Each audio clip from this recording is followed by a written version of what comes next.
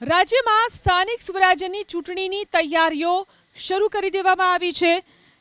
અત્યારે ભાજપ પણ એક્શન મોડમાં આવી ગયું છે। સુરતના અઠવા આદર્શનગરમાં ભાજપ પેજ પ્રમુખોની બેઠક મળી। કેન્દ્રીય જળશક્તિ મંત્રી સી.આર. પાટીલ અને નાયબ મુખ્યમંત્રી હર્ષ સંઘવીની હાજરીમાં પેજ પ્રમુખો, કમિટીના સભ્યો અને કાર્યકર્તાઓની બેઠક મળી। વોર્ડ નંબર 21ના પેજ કમિટીના સભ્યો સાથે સી.આર. પાટીલ અને હર્ષ સંઘવીએ બેઠક કરી અને ચૂંટણી કાર્યમાં લાગી જવા માટે હાકલ કરી। સ્થાનિક સ્વરાજ્યની ચૂંટણીમાં જીત મેળવવા માટે જરૂરી માર્ગદર્શન આપી કાર્યકર્તાઓનો જુસ્સો વધારવામાં આવ્યો।